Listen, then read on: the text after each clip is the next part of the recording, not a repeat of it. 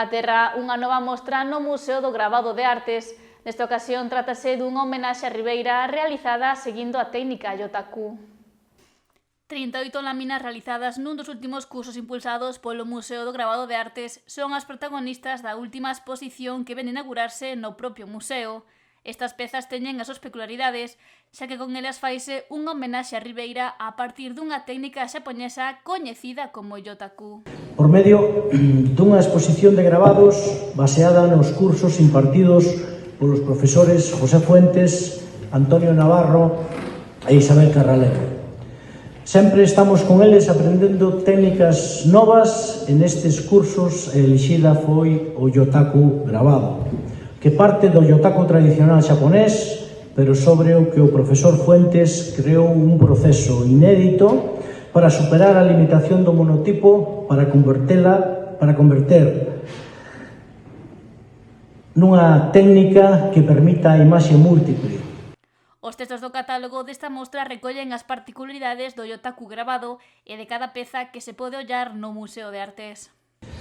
Mais esta exposición e o seu catálogo son algo máis que unha manifestación artística, son tamén unha homenaxe a Ribeira e ao seu mar, o seu destino, a súa fonte da súa riqueza presente e futura.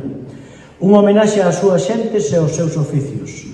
Por iso se complementa a mostra con 10 fotografías do artista Luís Polo, onde podemos contemplar os diferentes aspectos relacionados coa pesca en Ribeira, dende o cosido das redes, a pesca en alta mar, a chegada do peixe á lonxa e a súa venta na propia lonxa.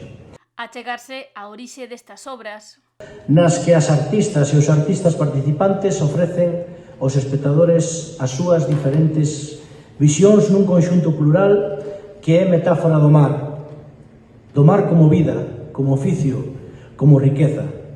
Así podemos fixarnos e recrear o que ás veces non vemos e temos diante dos ollos, aprezando novos ángulos e perspectivas, outra forma máis rica de contemplar a nosa realidade.